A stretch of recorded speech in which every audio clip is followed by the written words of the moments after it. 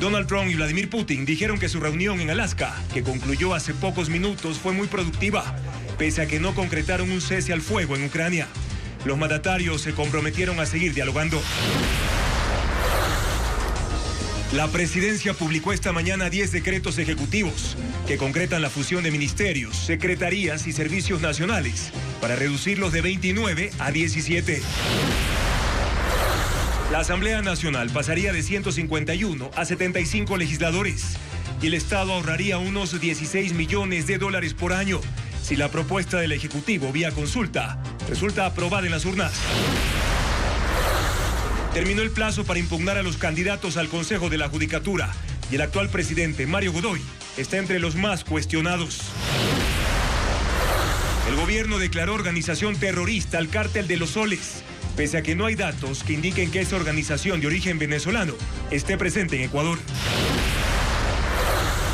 La patinadora ecuatoriana Gabriela Vargas regresará a casa con 3 medallas de los World Games en China.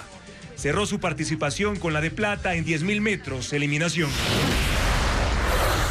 La reserva comunitaria Campococha, en Napo, es el hogar de 10.000 troncos petrificados de origen milenario. Ecuaterra exploró este bosque tropical de 2.300 hectáreas, resguardado por la nacionalidad quichua.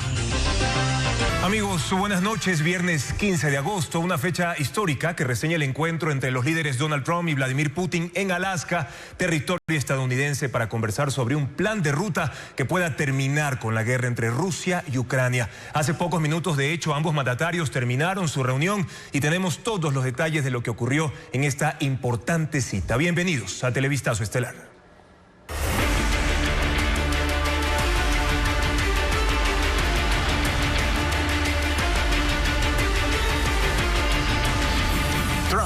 Putin, cara a cara en Alaska.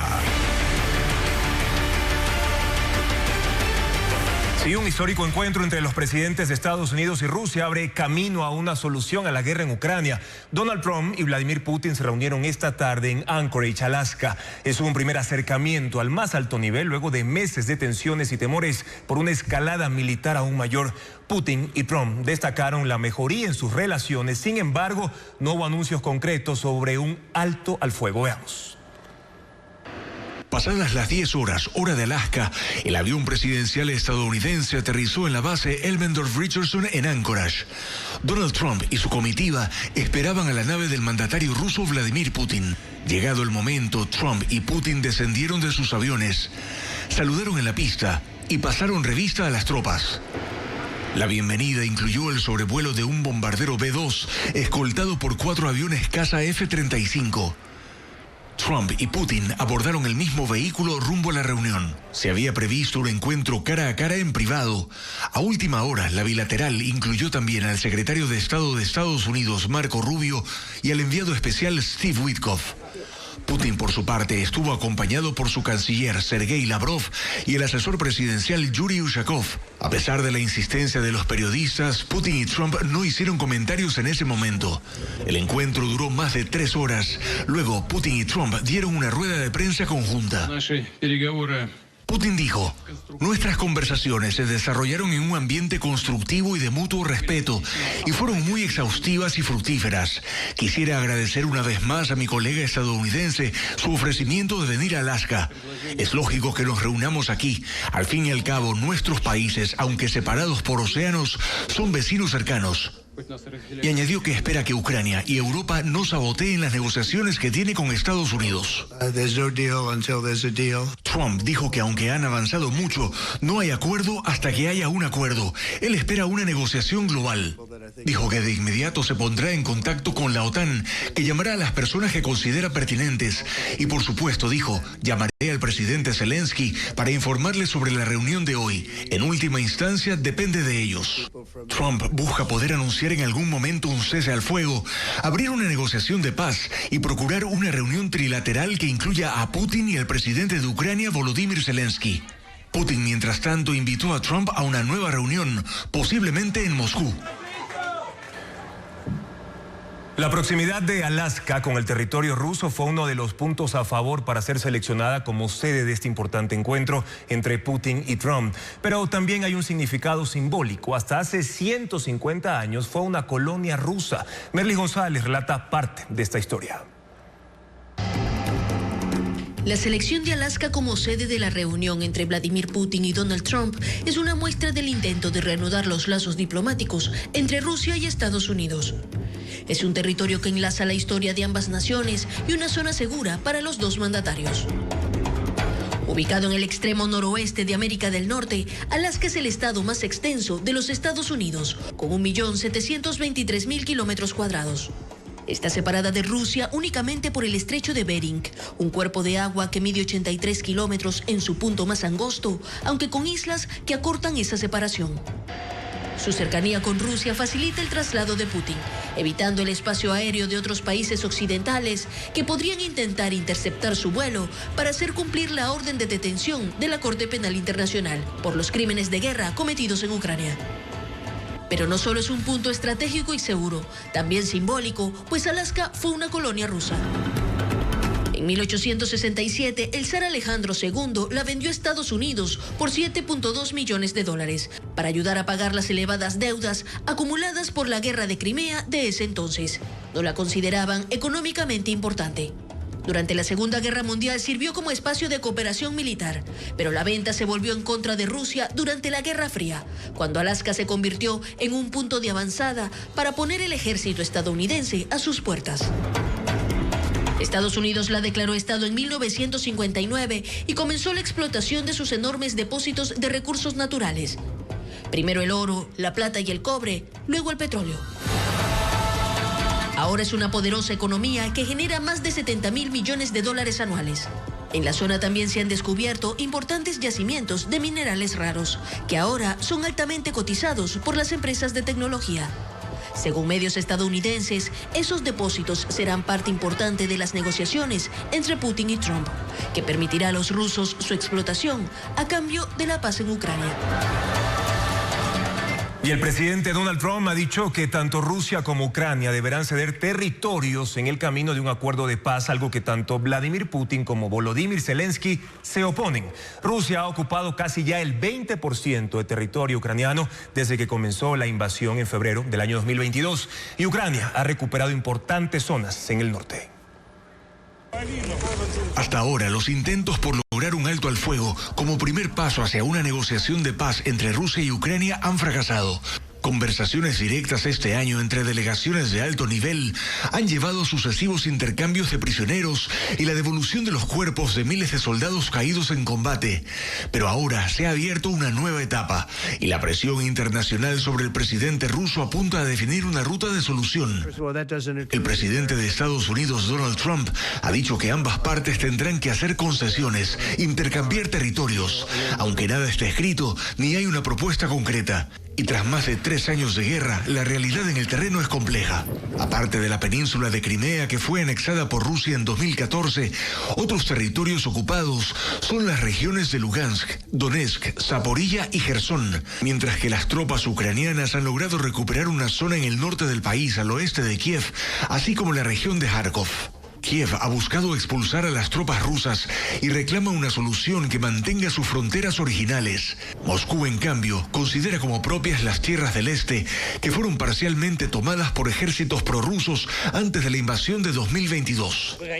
El presidente de Ucrania, Volodymyr Zelensky, teme que si Rusia se queda con parte del territorio, lance luego una ofensiva mayor, y por eso ha pedido garantías de seguridad a Europa y Estados Unidos, una vigilancia militar en la región para mantener lejos a las tropas rusas y evitar una nueva embestida en el futuro. Y Rusia pide que Ucrania se quede como territorio neutral, que no sea incorporado luego a la OTAN, la Alianza Militar Atlántica. En el terreno los combates continúan. Ucrania resiste en la línea del frente de batalla y Rusia presiona con más ataques para tomar control de la ciudad de Dobropilia. Está en la región de Donetsk e intenta así un movimiento estratégico de avances y mostrar que tiene alguna ventaja en la zona de conflicto. Y vamos ahora con Maribel González, corresponsal de CNN en vivo hasta Alaska, para que nos cuente los pormenores tras el encuentro entre Donald Trump y Vladimir Putin. Maribel, buenas noches desde Ecuador. ¿Quién es el verdadero ganador en este encuentro? ¿Trump o Putin o ninguno?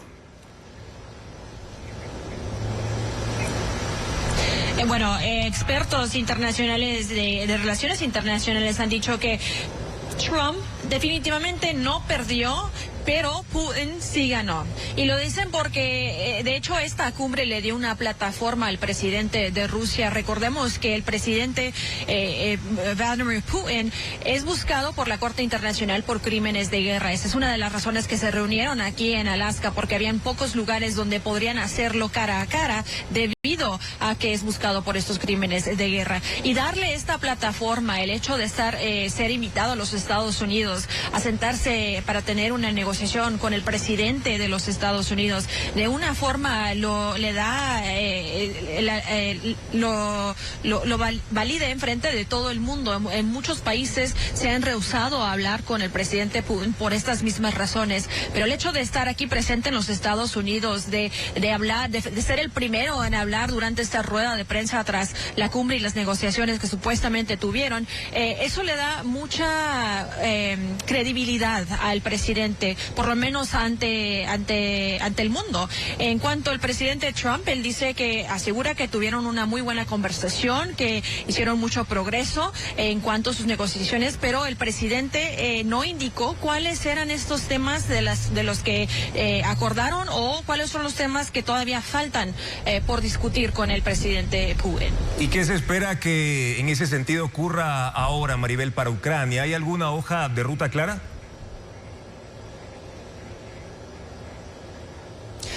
La verdad es que no sabemos. Lo único que sí es cierto es que el presidente Trump dijo que si esta junta con el presidente de Rusia fuera una junta exitosa, que si todo salía bien durante estas negociaciones, entonces el próximo paso sería convocar otra reunión, y esta vez invitando a Ucrania. Como sabemos, Ucrania no fue invitada a esta cumbre, y el presidente de ese país, Zelensky, indicó que está dispuesto a una junta trilateral, pero con Rusia primero teniendo que acceder a un tipo de acuerdo de paz entre los países. ¿Y qué información o detalles de este encuentro trascendieron por fuera de las declaraciones oficiales, tomando en cuenta incluso que ambos líderes no respondieron las preguntas de los medios al finalizar la rueda de prensa? Sí, eso es algo muy significativo. Todo el mundo esperaba por lo menos escuchar algo concreto, alguno de los puntos de negociaciones que ocurrieron durante estas juntas. Recordemos que inicialmente esta cumbre se iba a realizar solo con los dos líderes frente, cara a cara.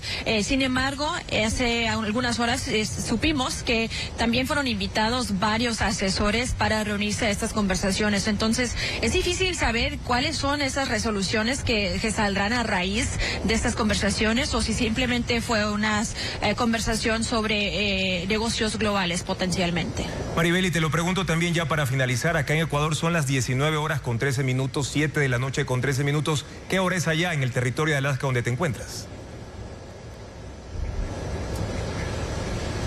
Son las 4:13, 4 de la tarde. 3 horas menos. Muy bien, Maribel, te agradecemos por este informe completo. Nuestra reportera en vivo desde CNN en Alaska para informar más detalles de este encuentro histórico entre Donald Trump y Vladimir Putin, con miras a un cese al fuego entre Rusia y Ucrania, en el que ya lo acabamos de ver, no hubo acuerdos concretos.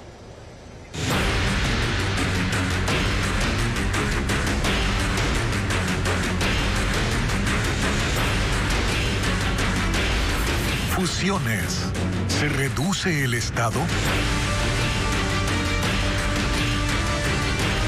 Entre anoche y esta mañana, la presidencia publicó 10 decretos que concretan la fusión de ministerios, secretarías y servicios nacionales. La medida es parte de la anunciada reorganización y reducción del Estado, que también derivó en 4.600 despidos hasta el momento. Diego Cuenca explica cómo quedan las instituciones públicas ahora.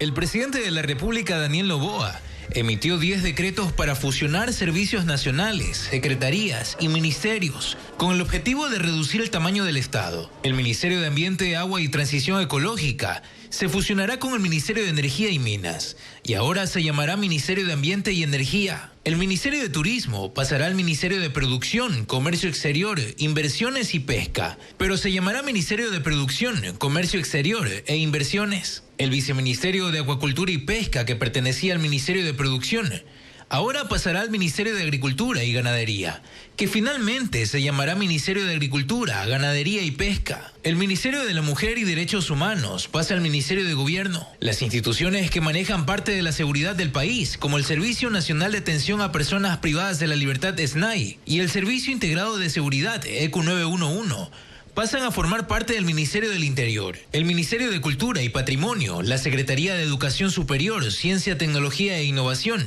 y el Ministerio del Deporte se integrarán al Ministerio de Educación, que ahora se llamará Ministerio de Educación, Deporte y Cultura. La Secretaría Técnica de Asentamientos Humanos Irregulares, el Ministerio de Desarrollo Urbano y Vivienda y la Secretaría de Inversiones Público-Privadas se fusionan con el Ministerio de Transporte y Obras Públicas, cuya entidad ahora se llamará Ministerio de Infraestructura y Transporte, mientras que la Secretaría Nacional de Planificación se fusiona con la Secretaría General de la Administración Pública y Gabinete de la Presidencia, que ahora se llamará Secretaría General de la Administración Pública y Planificación. Finalmente, la Secretaría Técnica Ecuador Crece Sin Desnutrición Infantil pasará al Ministerio de Inclusión Económica y Social, que ahora se llamará Ministerio de Desarrollo Humano. Con estos cambios, la estructura del Estado se reduce de 29 a 17 entidades, y el efecto de esa medida hasta el momento deja 4.600 despidos en el sector público. Y por su parte, el Ministerio del Interior va a asumir la dirección del Sistema Nacional de Rehabilitación Social. La medida, según el gobierno, busca centralizar y fortalecer las competencias en materia de seguridad dentro de las cárceles. Joel Vanegas informa que de acuerdo con el decreto, el SNAI conservará su autonomía y también sus funciones. El Ministerio del Interior se encargará de regir el Sistema Nacional de Rehabilitación Social y por disposición presidencial tendrá desde hoy a su cargo al Servicio Nacional de Atención Integral a Personas Adultas Privadas de Libertad, SNAI. Hasta el jueves, ese era el organismo que dirigía ese sistema. Con el decreto 98, el presidente Daniel Noboa dispuso que el SNAI se adscriba al Ministerio del Interior. A diferencia de otros ministerios y secretarías, en este caso, el mandatario no ordenó la fusión. De hecho, el SNAI conservará su personería jurídica y su autonomía financiera, técnica, administrativa y operativa. El decreto establece que el Ministerio del Interior será el organismo que organice y administre el sistema de rehabilitación, pero manda que coordine la ejecución con el SNAI. En el periodo de transición, que no tiene un plazo establecido en el decreto, el SNAI mantendrá en vigencia todos los planes, programas, proyectos y obligaciones contractuales asumidas y en vigencia. La estructura del SNAI está conformada por 3 subdirecciones y 11 direcciones especializadas. Administra los centros de rehabilitación y maneja el Cuerpo de Seguridad y Vigilancia Penitenciaria, que tiene más de 2.600 efectivos. En total, el organismo tiene 3.956 funcionarios. El gobierno asegura que incluir al SNAI en el Ministerio del Interior es una medida que ayudará a fortalecer la seguridad del país.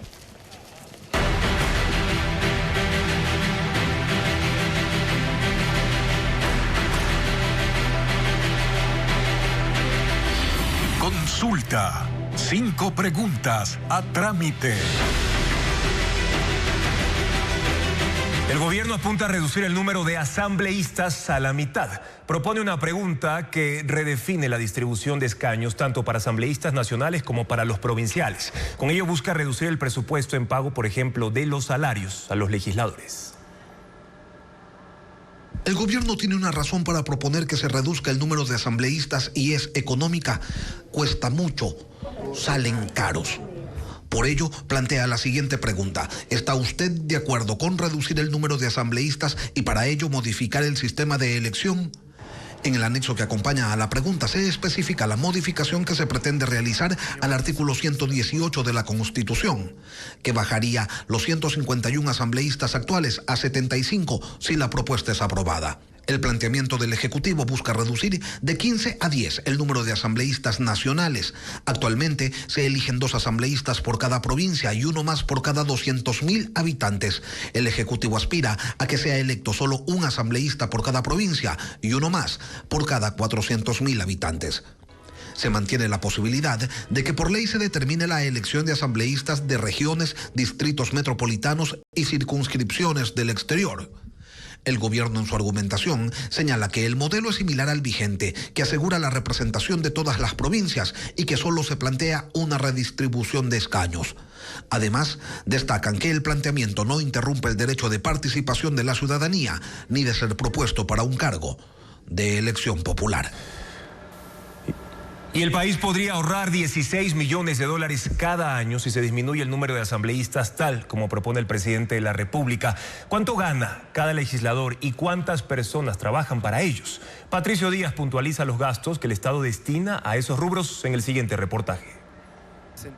La Asamblea incorporó para este periodo, desde mayo pasado, 14 asambleístas, sumando 151. ¿Cuánto le cuesta al país cada uno? El sueldo de un legislador es de $4.759 mensuales. A eso hay que sumarle la compensación por residencia de $1.410, que tienen quienes viven a más de 60 kilómetros de Quito, es decir, la mayoría. Reciben entonces $6.169. En este valor no contamos los 50 pasajes aéreos ida y vuelta a los que tienen derecho, o si prefieren viajar en carro, 35 centavos por kilómetro. Pero ellos no trabajan solos. Tienen un asesor nivel 1, un asesor 2 y 2 asistentes. El asesor 1 tiene un sueldo que supera los $3.000 y también tiene $940 como bono si su residencia habitual está fuera de Quito. Sumando tanto lo que recibe el legislador como su personal, el gasto anual en cada uno supera los $200.000. La propuesta del presidente de la República es reducir 80 asambleístas de la función legislativa, de 151 a 71. Esto implicaría un ahorro anual de casi $16 millones. La reducción de asambleístas no es un tema nuevo. La propia legislatura se encargó de negar una de las propuestas en 2021 para disminuir 28 asambleístas. Los ex legisladores Jorge Yunda y Paul Buestani presentaron propuestas de enmiendas similares, que al final no han tenido resultados hasta hoy. Seguimos con más aquí en Televistazo Estelar. Miles de personas llenaron los cangrejales de Guayaquil en la noche previa al inicio de la veda. Los locales atendieron hasta la madrugada y vendieron más del doble de lo habitual. Luis Alfredo Zúñiga recorrió varios restaurantes y preparó el siguiente informe. Las mesas se llenaron, fue necesario aumentar su número ocupando parte de la calle y se formaron largas filas de carros para atender a la cantidad de comensales que llegaron a los cangrejales de Guayaquil el jueves. Era la víspera del inicio de la veda del cangrejo rojo y azul, que rige desde hoy. Hoy bastantísimo, estoy desde las 10 de la mañana trabajando a full así. Según el municipio, tan solo en el sector de Sauce 6 en el norte hay unos 45 cangrejales. Todos tuvieron alta demanda, especialmente en la noche. Los mejores cangrejos, mire, aquí, Marito 8. Llegaron miles de clientes y para alimentarlos, los cangrejos entraron a las grandes ollas sin parar y las planchas seguían saliendo. La atención se extendió hasta la madrugada. 12 de la noche, 1, la gente viene. Yo creo que habrá atención hasta las 1 o 2 de la mañana, 3 de la mañana. En la calle Los Ríos, en el sur, también atendieron hasta la madrugada y la llegada de comensales no paraba. Pese a que algunos negocios señalaron que la inseguridad redujo la afluencia en comparación a otros años. Los negocios pasaron de vender 4 a 8 planchas. 60% más de lo que normalmente viene la gente. Vamos a atender hasta las 2 de la mañana, que tenemos ensalada, ceviche, arroz con cangrejo, arroz marinero. La veda se extiende hasta el lunes 15 de septiembre. En ese lapso estará prohibida la recolección, captura, transporte, posesión, procesamiento y comercialización de estos crustáceos. Las empresas procesadoras y comercializadoras que tengan stock del producto deberán declarar sus inventarios a la Dirección de Control Pesquero hasta hoy. Podrán comercializarlo en un plazo máximo de 5 días. contamos que en Cuenca una pichona de cóndor andino crece con la ayuda de marionetas que imitan a sus padres. Es la primera vez que en el Bioparque Amaru aplica la crianza manual asistida para esta especie, un método que evita el contacto humano y busca prepararla para integrarse en el futuro a la población silvestre. Está una bala. Sí, impresionante.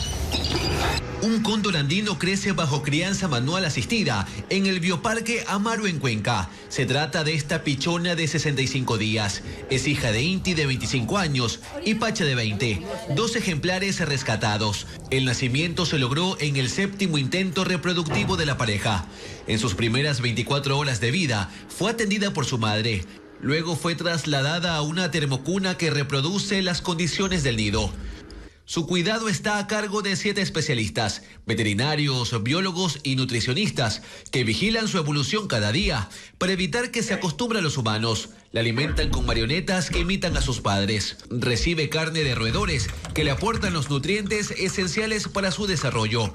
Nació con 170 gramos y ahora supera los 5 kilos. Desde el día 1 de la primera alimentación se han utilizado los títeres, tanto macho como hembra, para interactuar con el pichón. Actualmente él está comiendo 500 gramos de comida al día. Le damos 2 alimentaciones, una alimentación en la mañana, que es a las 9 de la mañana, y otra en la tarde, que es a las 3 de la tarde. En 2 semanas, cuando gane más peso y tamaño, será trasladada al aviario de 2.500 metros cuadrados, donde se construye un recinto especial para su adaptación antes de convivir con sus padres. Aunque aún no tiene nombre, ya es considerada una celebridad en conservación.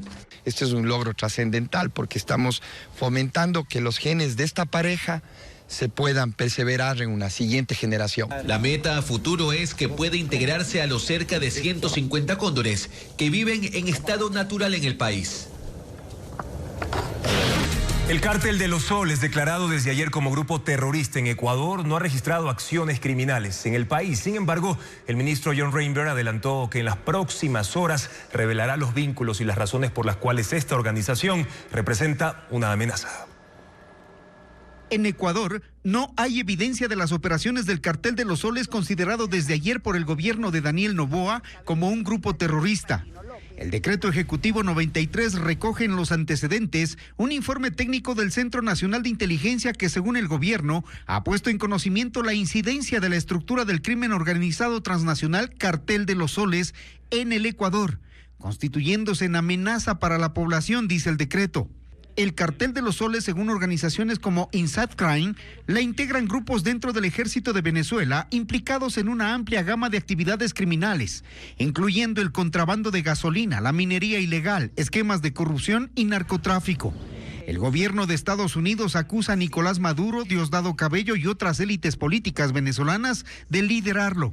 ¿Pero qué hacen en Ecuador según el gobierno? Se sabrá pronto, dijo este viernes el ministro John Reinberg. Es un tema que está en investigación, es un tema que en su momento podremos comentarlo. Hoy día tenemos una reunión, tenemos el COSEPE, que es la reunión de seguridad nacional con el señor presidente, donde vamos a tratar muchos temas fundamentales, entre esos el que usted menciona, así que yo estas declaraciones podría dárselas más adelante.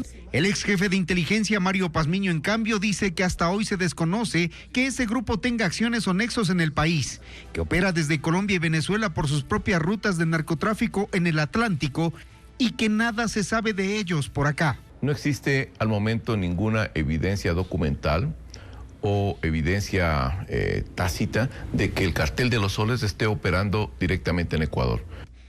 Por lo pronto, dice Pazmiño, la decisión de Ecuador apunta a alinearse políticamente a las intenciones de Estados Unidos en el combate a estructuras del narcotráfico en Venezuela. Hay que recordar que Ecuador desde el 24 de abril del 2024 rompió relaciones diplomáticas con ese país y nunca reconoció al gobierno de Maduro después de las cuestionadas elecciones. El gobierno ecuatoriano ha pedido al Centro Nacional de Inteligencia analizar las posibles relaciones con las bandas criminales en Ecuador, también catalogadas como terroristas.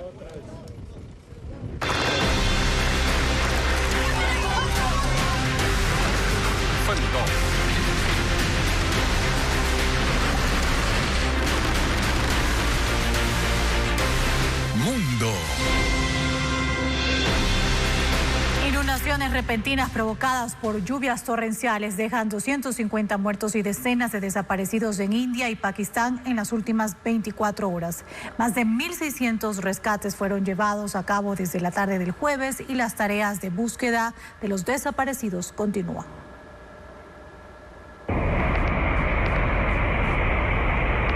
Lluvias torrenciales provocan estragos en una aldea remota de la región de Cachemira, controlada por India. Inundaciones y deslizamientos de tierra dejaron 56 muertos y 80 desaparecidos. El desastre ocurrió en una popular ruta de peregrinación hindú, en el distrito de Kishtwar, lo que obligó a suspender el paso de viajeros. Las inundaciones arrasaron la principal cocina comunitaria instalada para los peregrinos, así como decenas de vehículos y motocicletas. Equipos de emergencia rescataron a unas 300 personas y tras una pausa nocturna retomaron las labores de búsqueda y rescate esta mañana. En el norte y noroeste de Pakistán, las inundaciones provocaron la muerte de 194 personas, mientras los rescatistas evacuaban a 1.300 turistas, atrapados en una zona montañosa ubicada en el valle de Sirán, en el distrito de Manshera. Además, reportan 35 desaparecidos. La Agencia de Gestión de Desastres emitió nuevas alertas ante la posibilidad del desbordamiento de varios lagos en el norte. La organización de científicos World Weather Attribution afirma que las lluvias en esa región asiática han aumentado su intensidad debido al cambio climático y advirtió sobre la posibilidad de más precipitaciones e inundaciones en los próximos días. Argentina reporta 100 muertes por el uso de fentanilo contaminado y señala al laboratorio local HLB Pharma como responsable. Un informe del gobierno revela que desde mayo se han presentado denuncias ante la Autoridad de Medicamentos y Alimentos de ese país por los decesos tras el uso del fármaco en hospitales de 4 provincias y en Buenos Aires. El documento añade que tras una inspección, el laboratorio fue inhabilitado en febrero, 3 meses antes de que se registrara la primera muerte. HLB Pharma indicó que colabora con la justicia y acusó de oportunismo a sectores políticos y económicos por emprender una cacería mediática contra la empresa. Y ahora les contamos que Pekín se convierte en escenario futurista con los primeros Juegos Mundiales de Robots Humanoides. El evento reúne a 280 delegaciones de 16 países que compiten en 26 disciplinas distribuidas en 4 categorías.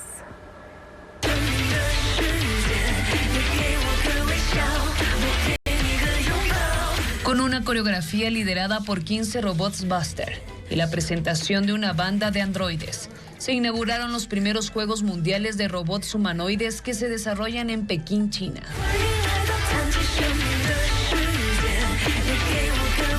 280 delegaciones de 16 países participan en este inédito evento, que reúne a los robots más avanzados del mundo. Compiten en 26 disciplinas, distribuidas en 4 categorías: habilidades motrices, inteligencia artificial, deportes de equipo y desafíos creativos.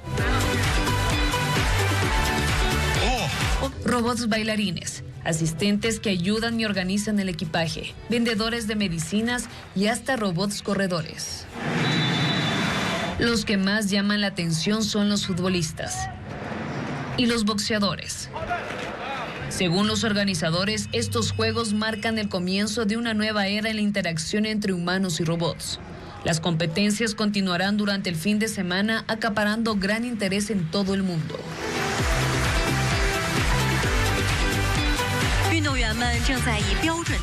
Conciertos de varios géneros musicales convocan al público en Quito y Guayaquil este fin de semana. Además, en San Borondón se prepara una experiencia lúdica para toda la familia. A continuación, revisamos la agenda de entretenimiento con los lugares donde se van a desarrollar estos eventos.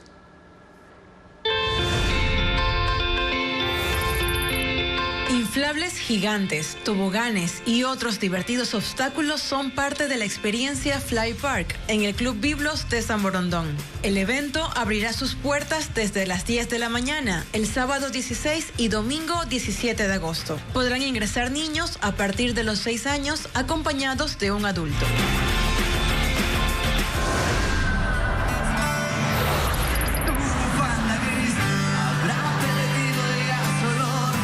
La explanada Arena Park en San Borondón será el escenario de la primera edición del festival Saca el Diablo en Guayaquil. Las agrupaciones Verde 70, Papaya Dada, Machaca y otras subirán al escenario, pero además los asistentes encontrarán un área gastronómica y feria comercial con marcas independientes. El ingreso será desde la 1 de la tarde.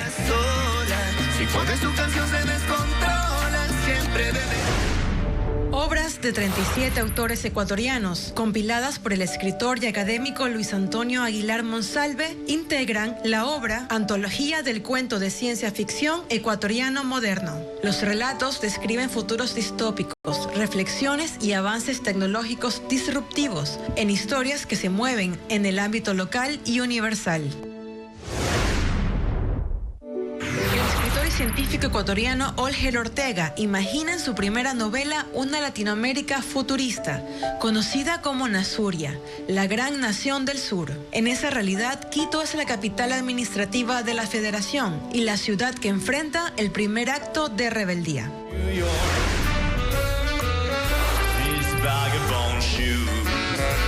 Los temas clásicos de Frank Sinatra, Dean Martin, Nat King Cole, Elvis Presley y otros grandes integran el repertorio del show Nueva York en Cumbayá. El Teatro Scala Shopping de Quito reúne los cantantes Martín Torres y Larry Salgado, quienes estarán en escena junto a 15 músicos en vivo. El recital comenzará a las 7 de la noche.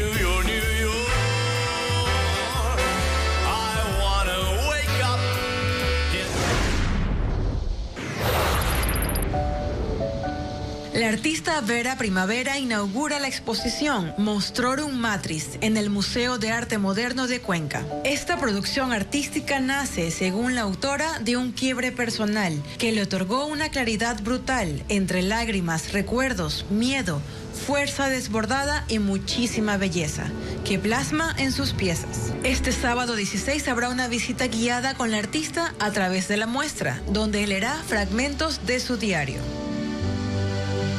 Científicos ecuatorianos crearon una aplicación para el monitoreo en tiempo real de árboles urbanos. El software desarrollado por investigadores de la Universidad Nacional de Loja recopiló datos de 6.000 ejemplares. Diego Puente con más de esta iniciativa. Loja es la primera ciudad en Ecuador con un mapa digital y un control en tiempo real de las condiciones físicas y de salud de los árboles urbanos. Científicos de la Universidad Nacional de Loja desarrollaron durante 6 años una aplicación móvil llamada Árboles C. Las personas pueden acceder a la información de más de 6.000 árboles escaneando un código QR instalado en el tronco de cada uno. Así recibirán datos de la altura, edad, valor económico y floración. Yo puedo ver que es una secoya que tiene 58.89 centímetros, tiene una altura de 14 metros. La aplicación da la opción de presionar los puntos verdes y tener la información de otros árboles. Uno de los datos en los que se hizo hincapié es el de los servicios ecosistémicos. Por ejemplo, cuánto carbono están almacenando, qué tanto de oxígeno, la belleza escénica, la sombra. Con esta herramienta se conoce qué especies se adaptan al cambio climático o cuáles responden mejor a diferentes tipos de suelo y humedad. Uno de los objetivos es vigilar a árboles enfermos o con riesgo de caída y lograr su tratamiento antes de que provoquen accidentes con peatones y autos. Nosotros tenemos que evaluarlos técnicamente, científicamente, cuándo se debe retirar o no un árbol y también su estado fitosanitario. En este proyecto participaron 2 especialistas de las carreras de Ingeniería Forestal, Agronomía y Computación. Otras 50 personas dan soporte con la alimentación de datos. En los laboratorios de la universidad estudiaron con microscopios la composición de las cortezas, hojas y ramas. Así pudieron conocer si estaban afectados por plagas y cuál es su tratamiento. La intención es tener elementos científicos para el manejo técnico del arbolado. Según sus creadores, la herramienta es única en el país y pionera en tecnología ambiental aplicada a la planificación urbana. Su intención es replicar el proyecto en las ciudades más grandes. Este año ya trabajan en el levantamiento de la información de Cuenca. Un joven ecuatoriano representará a Ecuador en la convención de la Organización del Bachillerato Internacional que será en La Haya, en Países Bajos. Vanessa Robles nos cuenta que el estudiante de segundo de bachillerato fue escogido entre 1.400 postulantes de un total de 92 países. Nosotros tenemos, buenos días. Cuando se envió la convocatoria a 5.800 colegios de 162 países para seleccionar a los futuros miembros del Consejo Mundial de Jóvenes del Bachillerato Internacional, Juan Andrés Ortiz, estudiante de segundo bachillerato en el Colegio Americano al norte de Guayaquil, no dudó en postularse. El organismo internacional buscaba alumnos líderes en actividades comunitarias, deportivas, ambientales y académicas que hablen más de un idioma y que hayan desarrollado proyectos. Él cumplía con el perfil. Fue un proceso complejo debido a que se tuvieron que generar varios ensayos y videos en diferentes etapas del proceso de selección, al ser tan competitivo por la cantidad de personas. Juan Andrés, de 16 años y el mayor de 3 hermanos, da clases de inglés a niños de escasos recursos los fines de semana. También obtuvo el primer lugar en batallas de robótica, torneos de soccer y ajedrez. Esto y más logros lo convirtieron en el único representante de Ecuador entre los 12 jóvenes escogidos esta semana de 1.400 aspirantes, de países como Estados Unidos, México, Perú, Suiza, Emiratos Unidos, Japón, entre otros, llenando de orgullo no solo al colegio, sino también a sus padres. Él va a poder aportar para que las futuras generaciones puedan tener los inputs de todo este programa. Según Wimpler León, coordinador del Bachillerato Internacional en el Colegio Americano, este consejo de estudiantes implica una oportunidad de adaptar el modelo de educación de un plantel ecuatoriano a una metodología global. Los estudiantes de un programa del Bachillerato Internacional van a homologar conocimientos porque los estudiantes de Ecuador registrados en un programa del IB van a recibir un programa similar a aquellos estudiantes de países de primer mundo. Los 12 estudiantes serán encargados de desarrollar un programa educativo que se aplicará en los 5.800 colegios del mundo con bachillerato internacional, entre ellos 82 de Ecuador. Lo elaborarán durante la convención que será del 22 al 25 de octubre en La Haya, Países Bajos. El Pleno de la Asamblea Nacional confirmará si echa abajo el estatuto entre Ecuador y Venezuela firmado durante el correísmo que daba ventajas migratorias a los ciudadanos de ambos países. Patricio Díaz informa que la Comisión de Relaciones Internacionales de la legislatura dio el visto bueno para que desde el lado ecuatoriano esos beneficios ya concluyan. Ecuador no mantendrá el acuerdo migratorio con Venezuela. La decisión está avanzando en su trámite constitucional y fue aprobada este viernes por la Comisión de Relaciones Internacionales de la Asamblea. Su informe pasará al Pleno para que se defina si el tratado queda sin vigencia del lado ecuatoriano. Este estatuto facilita la obtención de visas temporales y permanentes para migrantes venezolanos y permite su regularización con el certificado de permanencia migratoria, evitando criminalizar la migración irregular. El presidente de la República dispuso el fin de este acuerdo porque los procesos de regularización de ciudadanos venezolanos en Ecuador eran financiados por organismos internacionales de migraciones, pero hubo recortes y suspensiones que impiden que continúen. La Corte Constitucional respondió al mandatario ratificando que no se vulneraban derechos porque sin el acuerdo, los migrantes podrán acogerse al proceso ordinario que siguen ciudadanos de cualquier país para su regularización sin restricciones. El estatuto con los beneficios migratorios fue firmado en 2010 por los entonces cancilleres Ricardo Patiño por Ecuador y Nicolás Maduro por Venezuela. La Comisión Legislativa aprobó el informe con 6 votos a favor de ADN y 3 abstenciones del correísmo. No se ha establecido aún cuándo el texto pasará al Pleno. Según la Plataforma de Coordinación Interagencial para Refugiados y Migrantes de Venezuela, en Ecuador estarían actualmente 440.000 venezolanos. Al menos 14 impugnaciones se presentaron en contra de los candidatos al Consejo de la Judicatura. Su actual presidente, Mario Godoy, quien está en funciones prorrogadas, está entre los más impugnados. Lo informa Jacqueline Rodas.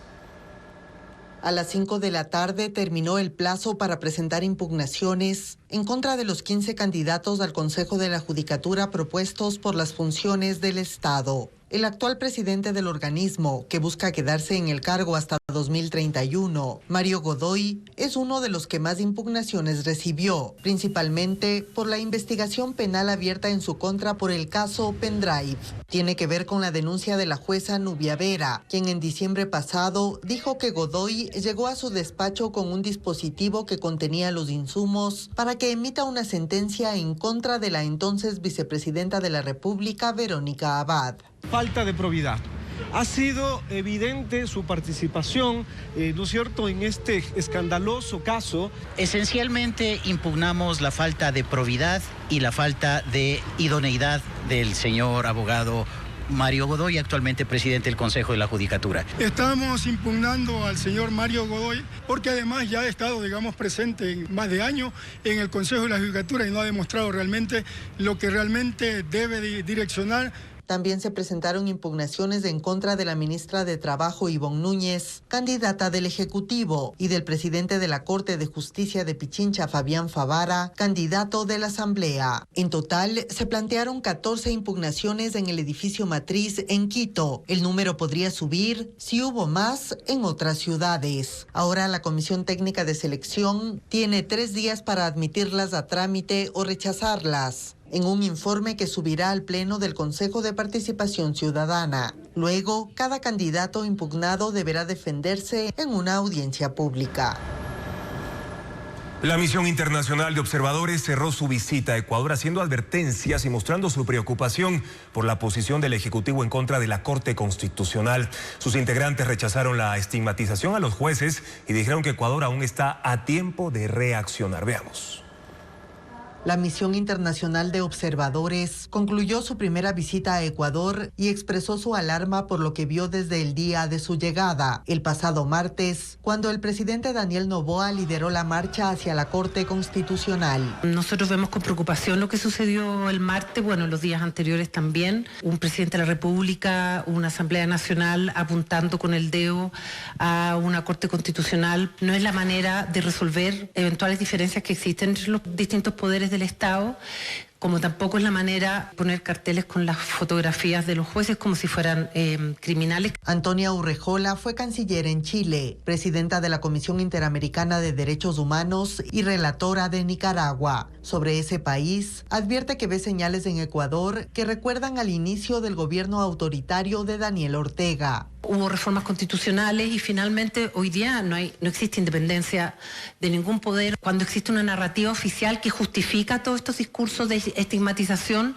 sobre texto de la seguridad nacional, me parece que todo eso son alertas, algunas de las cuales estamos viendo hoy día en el Ecuador. Creo que todavía Ecuador puede reaccionar. El peruano Diego García Sayán, expresidente de la Corte Interamericana, también hizo advertencias. El poder político tiene que ser muy cuidadoso cuando critica o confronta a un órgano judicial. La decisión tomada por tal corte o tribunal, a mí que soy autoridad del Ejecutivo, no me gusta, eso no me da ningún derecho a confrontarla, tal vez a opinar, pero más allá de eso, no. La misión que llegó al país para vigilar la elección del nuevo fiscal general del Estado dijo que se suma a los comunicados emitidos por Naciones Unidas, la CIDH y otras organizaciones en respaldo de la Corte Constitucional y llamó a la sociedad civil a estar vigilante. 22 integrantes de las estructuras delictivas Los Lobos y las Águilas fueron capturados este viernes en Guayas y Los Ríos. Uno de los delincuentes residía en una vivienda donde se rendía culto a narcotraficantes e incluso a criminales famosos de películas. En otro sitio, la policía encontró maletas repletas de fajos de dinero. El informe con Hernán Higuera. Información previa de inteligencia sobre la presencia del grupo Las Águilas llevó a ejecutar una operación simultánea en Playas, Juján, Naranjal y Daule. Entre los sitios allanados estuvieron 4 casas de la urbanización Málaga 2 en Daule, donde hace 7 días fueron asesinados 2 residentes, como quedó grabado en una cámara de vigilancia. Era la segunda vez que se allanaba este sitio. En la urbanización Santa María de Casagrande, los agentes encontraron una maleta llena con fajos de dinero. La policía aún no ha dado la cifra del dinero incautado. 19 personas detenidas es el resultado de las operaciones de esta jornada.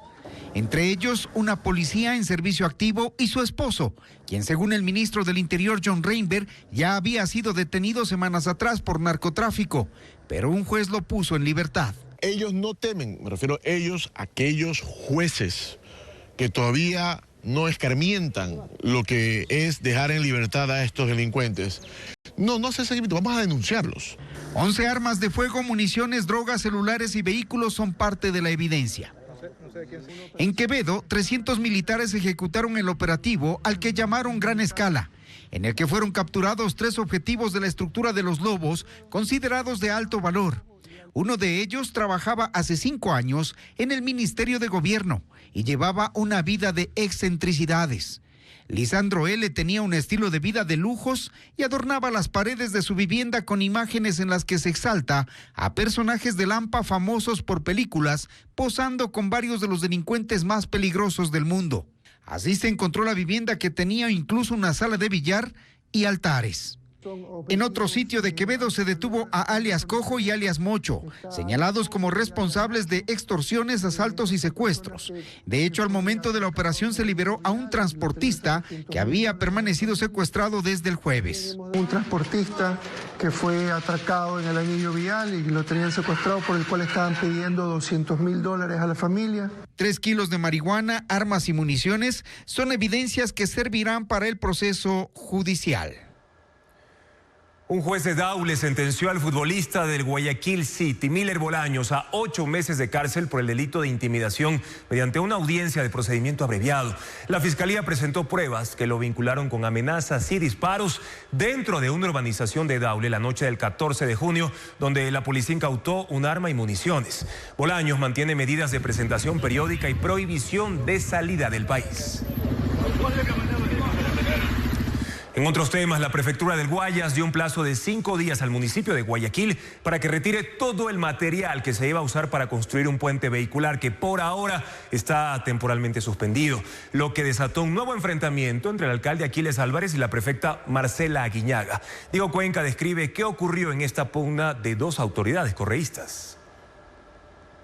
La pugna entre el alcalde de Guayaquil y su coidearia correísta, prefecta del Guayas, escaló la noche del jueves, cuando Aquiles Álvarez se molestó porque el comisario de ambiente de la prefectura le pidió que retire los materiales y equipos que obstaculizan el tránsito en la ciudad de Las Ceibos, donde iba a construir un puente vehicular, obra suspendida temporalmente por el gobierno provincial. Álvarez, en su cuenta de la red social X, arremetió contra Marcela Aguiñaga. No sabíamos que en Ecuador teníamos emperadores y ahora en Guayas parece que alguien quiere jugar a emperadora. La prefectura ha decidido arrogarse funciones que no le competen. Esto, señora perfecta, se llama peculado y la Contraloría tiene todo el derecho de iniciar las acciones correspondientes. Y esta mañana, Aguiñaga cuestionó esas declaraciones. Pues las bravuconadas no sirven ni contestar por redes, se contesta dentro de los procesos. Bueno, yo no hablo con el alcalde, no porque sea mi decisión, sino porque el alcalde cree que gritando, hablando de manera peyorativa, se consiguen las cosas. Álvarez culminó su publicación diciendo que es la última vez que habla de ese tema por esa red social. Este conflicto surge porque la prefectura del Guayas acató la orden del Ministerio de Ambiente que pidió suspender los permisos ambientales por un supuesto impacto ambiental a causa de esa obra.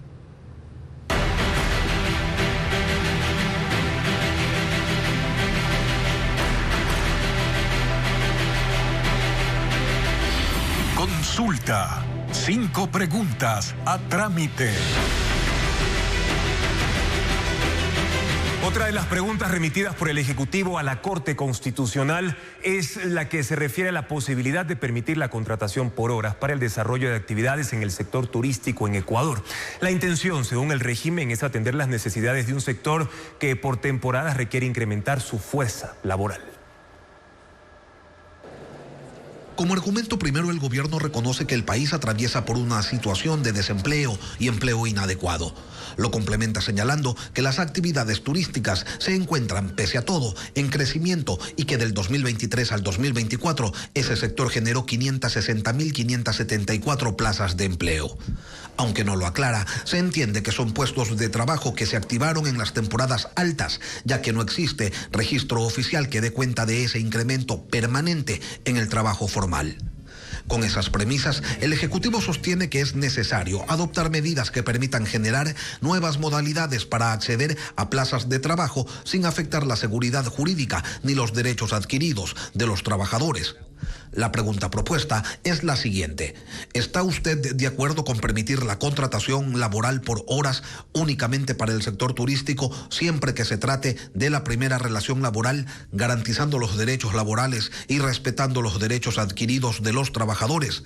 De esta manera se propone eliminar la prohibición expresa que consta en el 327 de la Constitución, que impide la contratación por horas por considerar que afecta a los derechos de las personas trabajadoras.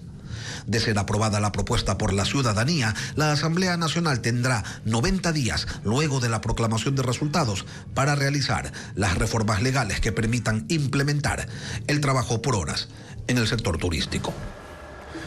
El Ministerio del Trabajo emitió el reglamento para prevenir y sancionar la violencia y el acoso laboral en el sector público. El documento define las circunstancias en las que se podrá contactar al funcionario fuera del horario laboral, así como las restricciones en los procesos de contratación. Pero, ¿cuál es la sanción máxima? Vamos a verlo.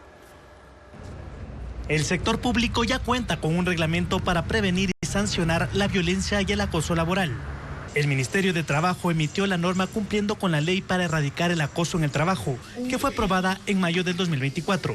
El reglamento considera como violencia y acoso todo tipo de comportamiento que pueda causar daño físico, psicológico, sexual y económico. Prohíbe la asignación de tareas incompatibles con la formación del funcionario, o por discapacidad, discriminación en ascensos, revelación de información íntima o de identidad sexual, y solicitar pruebas de embarazo o de SIDA en procesos de selección. El documento también establece las condiciones en las que se podrá contactar a un funcionario fuera del horario laboral, cuando se trate de servidores con cargos de dirección o autoridad, cuando, por el tipo de trabajo, el servidor debe estar disponible todo el tiempo, en situaciones imprevistas o de emergencia, para dar continuidad a servicios públicos y cuando el funcionario acepte realizar actividades fuera de su horario.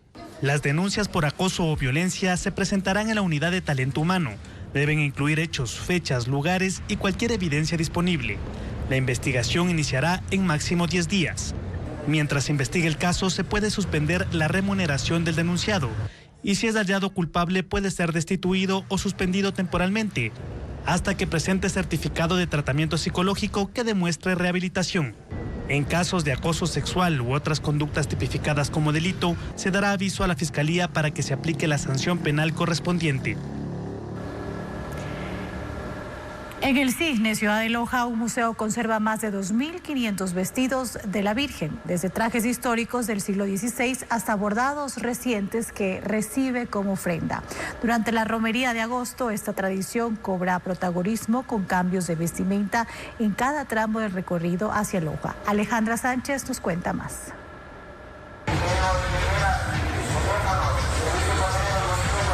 El Museo de Nuestra Señora del Cisne guarda y exhibe una colección de vestidos de la Virgen que forman parte de su tradición y de la romería que cada agosto la lleva hasta Loja.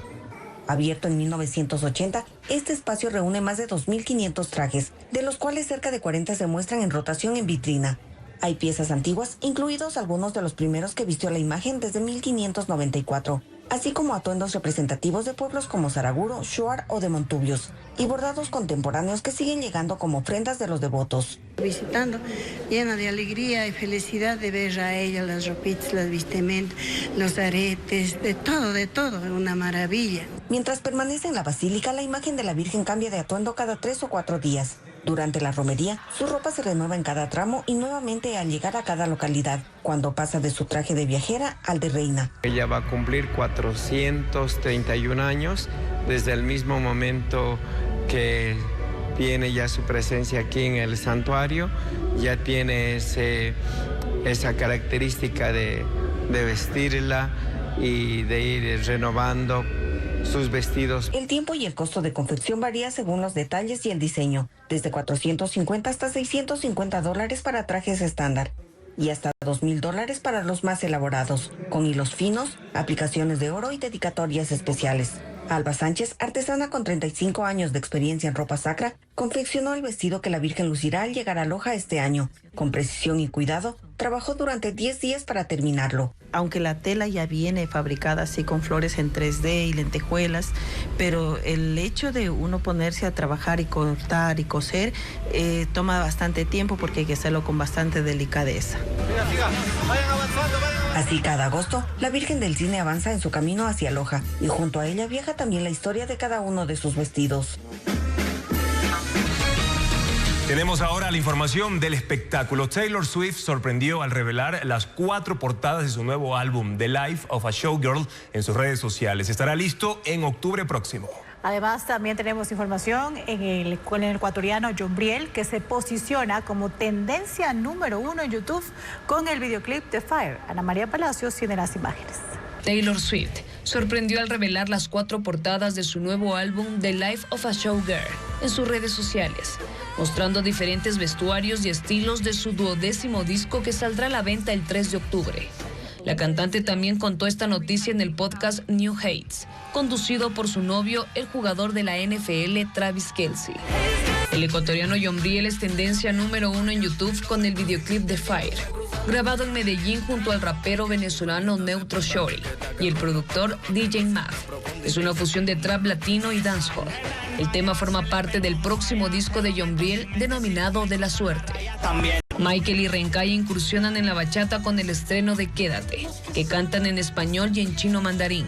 La canción habla de su deseo de reconciliación y el anhelo de no dejar ir a alguien que aún les interesa. El videoclip fue grabado en Guayaquil y los artistas se destacan por sus pasos de baile. Carlos Vives y el grupo Nietzsche presentan una versión a ritmo de salsa del sencillo La Tierra del Olvido, una fusión que rinde homenaje a Colombia y su diversidad musical, que fue lanzado originalmente en 1995. El videoclip fue filmado en Bogotá y muestra imágenes de los cantantes desde los inicios de sus carreras artísticas. Y la Reserva Comunitaria Campo Cocha se extiende por 2.300 hectáreas de bosque tropical en Napo. Sus senderos conducen a miradores y un lecho fluvial. Incluso en ese espacio reposan 10.000 troncos petrificados de origen milenario. Elizabeth Quesada lo recorrió y nos muestra más en una nueva entrega de Ecuaterra.